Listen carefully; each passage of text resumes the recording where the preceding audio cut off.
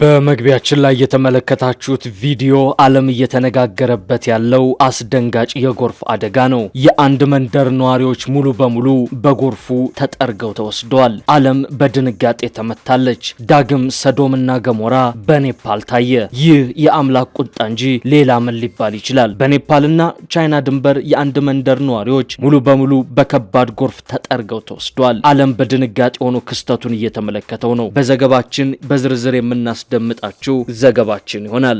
በትግራይ የአየር ጥቃቱ ተደገመ። ባለፉት ተከታታይ ሳምንታት ከተፈጸሙ ጥቃቶች ሁሉ እጅግ አሰቃቂው እንደሆነም ተነግሮለታል። የሌሊቱ ጥቃት የተፈጸመው የዲፕሎማሲያዊ ጥረቶች በተጀመረ ሰሞን መሆኑ ጉዳዩን አስደንጋጭ አድርጎታል። የህወሓት አርሚ አዛዦች በበኩላቸው ከሰሞኑ ወታደራዊ ግምገማ ማድረጋቸውን የሚገልጽ አንድ ሰነድ ይፋ ተደርጓል። በዝርዝር እናስደምጣችኋለን።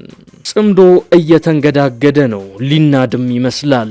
የጽምዶ ጥምር ኃይሎች ግንኙነታችንን እያፈረጠምን ነው ባሉ ማግስት ከባድ ቅራኔ ውስጥ ገብተዋል። በዚህ ቅራኔ መሃል ታዲያ ዘመነ ካሴ ስለ ጽምዶ ዝምታውን ሰብሮ ተከስቷል። የጽምዶ ጥምረት አደጋ ውስጥ በገባበት በዚህ ወቅት የፋኖ መሪው ዘመነ ካሴ እንጣምር ብለን የጠየቅናችሁ ብቻችንን መቆም ስለማንችል አይደለም በማለት ተደምጧል። እዚህ የደረስነው ብቻችንን ነው፣ ነገር ግን ብንጣመር ይሻላል የሚል ማሳሰቢያ ያዘል ማስጠንቀቂያን ሰጥቷል። እናስደምጣችኋለን። ከኦሮሚያ ክልል የተነሱ ታጣቂዎች በጉራጌ ዞን የከባድ መሳሪያ ጥቃት ከፈቱ።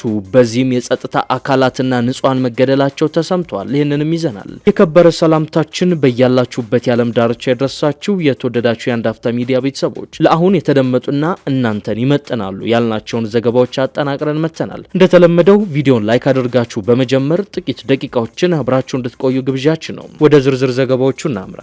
ዱባይ ስታንዳርድ ሞሎችን መርካቶ ተክለ ሃይማኖት ላይ ሜሪት ሪል ስቴት እየገነባላችሁ ይገኛል። በአንድ ዓመት ጊዜ ውስጥ የሚረከቡት ዘመናዊ የንግድ ሞሎችን በኔት ኤሪያ ብቻ በተለያዩ የካሬ አማራጮችና ያከፋፈል ሁኔታ 11 ካሬ ከ726 ሺህ ብር ቅድመ ክፍያ ጀምሮ፣ 16 ካሬ ከ1.56 ሺህ ብር ቅድመ ክፍያ ጀምሮ፣ 22 ካሬ ከ660 ሺህ ብር ቅድመ ክፍያ ጀምሮና 32 ካሬ ከ640 ሺህ ብር ቅድመ ክፍያ ጀምሮ ያገኛሉ።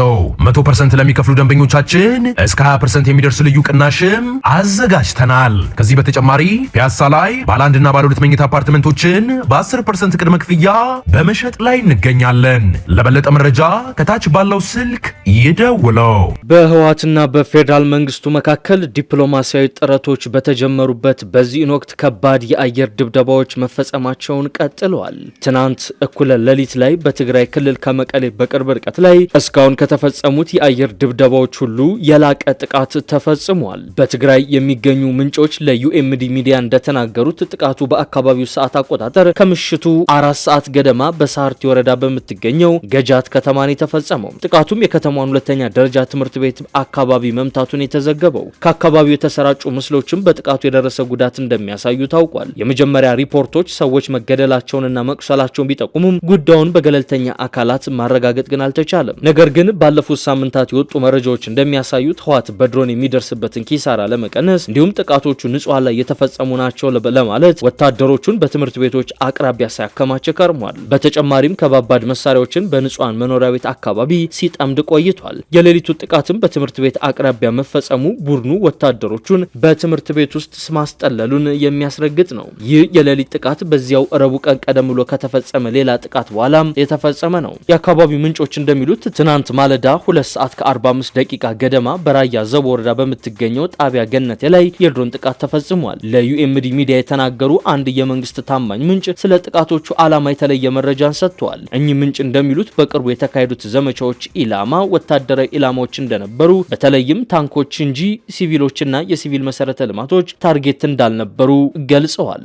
እንዲህ አይነቱ ጥቃት እየተፈጸመ የሚገኘው የአፍሪካ ህብረት የህወሓትንና የፌዴራል መንግስቱን ወደ ድርድር ለማምጣትና ለማቀራረብ ጥረት በተጀመረ ሰሞን ነው። ይህንን ጥረት ተከትሎም የአውሮፓ ህብረት ድጋፉን በመስጠት የአፍሪካ ህብረት ሁለቱን አካላት ለማቀራረብና ለማነጋገር የያዘውን ጥረት እንደሚያደንቅ በትላንትናው ዕለት መግለጹ የሚዘነጋ አይደለም። ጽምዶ እየተናደ ነው፣ እየተንገራገጨም ይገኛል። ከሰሞኑ በተለይም ህወሓት ከፌዴራል መንግስት ጋር ድርድር ጀምሯል የሚሉ መረጃዎች መውጣታቸውን ተከትሎ የፋኖ ደጋፊ ሚዲያዎችና አመራሮች ጭምር በአደባባይ በመውጣት ህወሓት ከኛ ጋር ጽምዶ በመፍጠር ከጎን ደግሞ ከመንግስት ጋር እየተደራደረ ነው እያሉ ይገኛሉ። እንዲህ አይነት ውጥረት በጽምዶ ተጣማሪዎች መካከል በተፈጠረበት ወቅት ታዲያ የፋኖ አመራሩ ዘመነ ካሴ ስለ ጽምዶ ዝምታውን ሰብሮ ዛሬ ተከስቷል።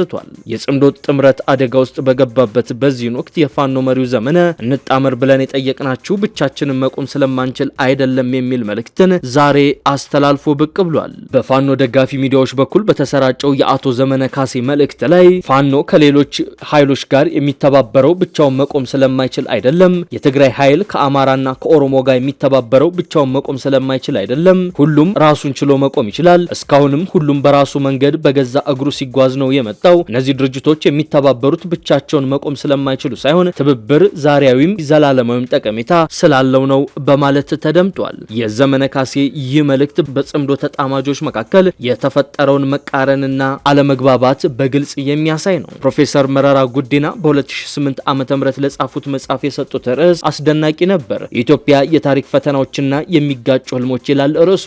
አሁን ላይ ጽምዶ በሚል ተጣምረናል ሲሉ የከረሙት ኃይሎችን የሚገልጸው ይኸው የፕሮፌሰሩ የሚጋጩ ህልሞች የሚለው ቃል ነው። ኦሮሚያ ሪፐብሊክ እንዲሁም አገረ ትግራይን መፍጠር እንፈልጋለን የሚሉ ኃይሎች በኢትዮጵያ አንድነት ጉዳይ አልደራደርም ከሚለው ኃይል ጋር ጥምረት ፈጥር ያለው ሲል መስማት በራሱ ፈገግ ያሰኛል። እጅግ አስደናቂው ጉዳይ ደግሞ የዚህ ፕሮጀክት ፈጣሪ ኢትዮጵያን ለማፍረስ የሚፈልገው የሻቢያው ኃይል መሆኑን ነው። ይህንን ጉዳይ ከስር መሰረቱ የተረዱት ጠቅላይ ሚኒስትር አብይ አህመድም ሆኑ ፊልድ ማርሻል ብርሃኑ ጁላ ከወራቶች በፊት በሰጧቸው ተከታታይ ገለጻዎች ይህ ጥምረት መሰረት የሌለው የሩቅ ተመልካች ሳይሆን ይልቁንም ቅርብ ወራጅ እንደሆነ የተለያዩ ክስተቶችን በማንሳት አብራርተውም ተናግረውም ነበር። ይኸው እንዳሉትም ጥምረቱ ቅርብ ወራጅ ሆኖ ገና ሳይጀመር ወገቤን እያለ ነው። በተለይም የጥምረቱ አካል የሆኑት ፋኖና ህወሓት ንትርክ ውስጥ ገብቷል። የፋኖ ቡድን ህወሓት ከጀርባ እየዶለተብን ነው ማለት ጀምሯል። ከሰሞኑ ዲፕሎማቶች ህወሓትና መንግስትን ለማቀራረብ እንቅስቃሴ መጀመራቸውን ተከትሎ ህወሓት ወደ ድርድር ለመቅረብ እያመነታ ነው። ጽምዶ የተባለውን ፕሮጀክትም ጣል እያደረገው ነው። ይህን ተከትሎ የፋኖ አመራሮች ወደ አደባባይ ብቅ በማለት ህወሓት መንግስቱን ወደ ድርድር ለማምጣት ሲጠቀምብን እንጂ ጥምረቱን ፈልጎት አይደለም በሚል አስተያየታቸውን እየሰጡ ነው። ህወሓት በበኩሉ ምዕራብ ትግራይ ከተመለሰልኝ ጥምረት ውስጥ ምን አደርጋለሁ የሚል አቋም የያዘ ይመስላል። ይህ በጽምዶ ኃይሎች መሃል ውጥረት የተፈጠረው የፋኖ አባላት በመቀሌ ከተማ በስፋት ሲንቀሳቀሱ የሚያሳይ ምስል እየተሰራጨ ባለበትና ጥምረቱን ይፋ ለማድረግም ዘመነ ካሴ ወደ ትግራይ መቀሌ አቅንቷል የሚሉ መረጃዎች እየተሰራጩ ባለበት ወቅት ነው። ዓለም በድንጋጤ ተመታች። ዳግም ሰዶምና ገሞራ በኔፓል ታየ። ይህ የአምላክ ቁጣ እንጂ ሌላ ምን ሊባል ይችላል? በኔፓልና ቻይና ድንበር የአንድ መንደር ነዋሪዎች ሙሉ በሙሉ በከባድ ጎርፍ ተጠርገው ተወስዷል። ዓለም በድንጋጤ ሆኖ ክስተቱን እየተመለከተው ነው። በሰሜናዊ ኔፓል በበረዶ ናዳ ምክንያት ወንዝ ተደፍኖ በተከሰተ ከፍተኛ የቅጽበታዊ ጎርፍ አደጋ ቢያንስ 163 ሰዎች ህይወታቸው አልፏል። የጸጥታ አባላትና የውጭ አገር ጎብኚዎችን ጨምሮ በርካታ ሰዎች ደብዛቸው ጠፍቷል። በኔፓልና በቻይና ድንበር አቅራቢያ በተከሰተው በዚህ አደጋ የጎርፍ ማዕበሉ በመኖሪያ ቤቶች፣ በተሽከርካሪዎችና በመሰረተ ልማቶች ላይ ከባድ ውድመት ያደረሰ ሲሆን በሀገሪቱ በቅርብ ዓመታት ከተከሰቱት እጅግ አስከፊ የተፈጥሮ አደጋዎች አንዱ ሆኖም ተመዝግቧል። የአደጋ ስጋት አመራር ባለስልጣናት ባደረጉት የመጀመሪያ ደረጃ ግምገማ መሰረት አደጋው ሊከሰት የቻለው ከራስ ዋጋዲ አቅራቢያ ከሚገኘው የኔፓልና የቻይና ድንበር በሰሜን ምስራቅ 20 ኪሎ ሜትር ርቀት ላይ በተከሰተ የበረዶና የድንጋይ ናዳ ሌንዴ የተባለው ወንዝ በመድፈኑ ነው። በተፈጠረው የወንዝ መዘጋት ሳቢያ የተጠራቀመው ውሃ ተደርምሶ ሲወርድ በቲሙሬ በኩል አልፎ ወደ ትሪሹሊና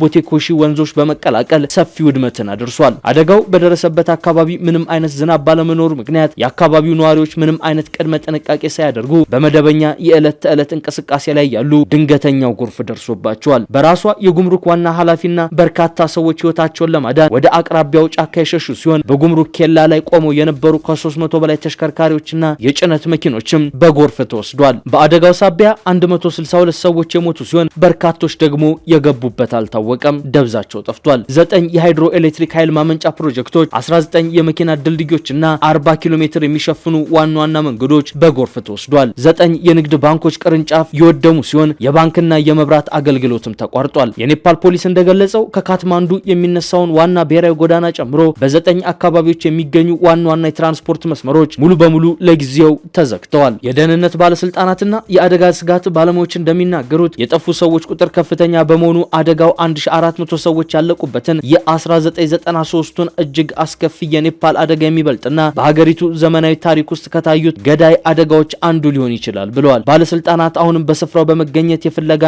የመታደግ ስራቸውን የቀጠሉ ሲሆን የደረሰውን ሙሉ የጉዳት መጠንና የአደጋው መንስኤ የማጣራት ስራ እያከናወኑ እንደሚገኝ ዓለም አቀፍ መገናኛ ብዙሃን በስፋት ዘግበውታል። ከኦሮሚያ ክልል የተነሱ ታጣቂዎች በጉራጌ ዞን ጥቃት ፈጸሙ። በማዕከላዊ ኢትዮጵያ ክልል ምስራቅ ጉራጌ ዞን ሶዶ ወረዳ ታጣቂዎች ካለፈው ሰኞ ጀምሮ ተከታታይ ጥቃት መፈጸማቸው ተሰምቷል። በዚህም ነዋሪዎች ተፈናቅለዋል፣ ከፍተኛ የንብረት ውድመትም ተከስቷል። ታጣቂዎች ወደ ምስራቅ ጉራጌ ዞን ሶዶ ወረዳ ዘልቀው በመግባት በሰላማዊ ሰዎች ላይ በከባድና በቡድን መሳሪያ የተደገፈ ጥቃት ፈጽመዋል ነው የሚለው የጀርመን ድምጽ ዘገባ። ከኦሮሚያ ክልል ተነስተዋል የተባሉት እነዚህ ታጣቂዎች በወረዳው ሱተንና ጥያ ከተሞች ለግማሽ ቀን ተቆጣጥረው መቆየታቸውንም እማኞች ገልጸዋል። በሶስት አቅጣጫ ወደ ከተሞቹ የገቡት ታጣቂዎች ብዛት ያላቸውና ከባድ የጦር መሳሪያዎችን የታጠቁ መሆናቸውን እማኞች ለዜና ምንጩ ተናግረዋል። በከባድ መሳሪያ በተደገፈው በዚህ ጥቃት ለጊዜው ቁጥራቸው ያልታወቁ የጸጥታ አባላትና ሰላማዊ ሰዎች ተገድለዋል። ከቡድን እስከ ከባድ መሳሪያ ታጥቀዋል የተባሉት እነዚህ ከኦሮሚያ ክልል የተነሱ ታጣቂዎች በተደራጀ ሁኔታ በፈጸሙት ጥቃት የሞቱ ሰዎች ቁጥር ለጊዜው በውል ባይታወቅም በርካታ ሰዎች ግን ተገድለዋል። እንዲሁም በርካታ መኖሪያ ቤቶች፣ ተንቀሳቃሽ ንብረቶች እንዲሁም ተሽከርካሪዎች ተቃጥለዋል። ታጣቂዎቹ በዞኑ በሱተንና በአቅራቢያው በምትገኘው ጥያ ከተሞችን ታጣቂዎች ለግማሽ ቀን ተቆጣጥረው እንደነበር ያወሱት ነዋሪዎቹ ወደ ከተሞቹ የገቡት በሶስት አቅጣጫ ነው ብለዋል። ታጣቂዎቹ በግምት እስከ 500 የሚደርሱ ሲሆን በብዛት ስናይፐር መታጠቃቸውን ገልጸዋል። ወደ ከተማዋ ለመግባት ባደረጉት የተኩስ ልውውጥ 6 የጸጥታ አባላትና አንድ አርሶ አደር ህይወታቸው አልፏል። ዶቼ ቬለ ያነጋገራቸው የሱተን ከተማ ነዋሪዎች በበኩላቸው የታጣቂዎቹ ቁጥር በአካባቢው ከነበረው የክልሉ የጸጥታ ቁጥር ጋር ስለማይመጣጠን ለመከላከል ከአቅም በላይ ነበር ይላሉ። በዞኑ ሶዶ ወረዳ ታጣቂዎች ተደጋጋሚ ጥቃት ሲፈጽሙ መቆየታቸውን የሚናገሩት ነዋሪዎች ባለፈው መጋቢት ወር አንድ ከፍተኛ የክልሉ ፖሊስ ኮማንደርን ጨምሮ የተለያዩ ሲቪሎች መገደላቸውን አውስተዋል። በአካባቢው ሰላማዊ እንቅስቃሴ ለማድረግ የማዕከላዊ ኢትዮጵያ ህዝቦች ክልልና የፌዴራል መንግስት ተገቢውን የጸጥታ ጥበቃ እንዲያደርጉላቸውም ነው የጠየቁት። በኦሮሚያ ክልል የሚንቀሳቀሱ ታጣቂዎች በተደጋጋሚ በጉራጌ ማህበረሰብ ላይ ጥቃቶችን መፈጸማቸውን ዘገባው ጠቅሷል። ጥቃቶቹ በአዋሳኝ አካባቢዎች በስፋት የሚፈጸሙ ቢሆንም እንደአሁኑ ግን ከተሞችን እስከ መቆጣጠር የዘለቀ አልነበረም። በርካታ ሰላማዊ ሰዎች በተገደሉበትና ቤት ንብረታቸውን ስላጡበት ጥቃት የአካባቢው አስተዳደርም ሆነ የክልሉ መንግስት እስካሁን ያለው ነገር የለም። የተወደዳችሁ የአንድ አፍታ ሚዲያ ቤተሰቦች ለአሁን የያዝናቸው ዘገባዎች እነዚህን ይመስሉ ነበር። አብራችሁን ስለቆያችሁ እጅግ አድርገን እናመሰግናለን። መልካም ቀን።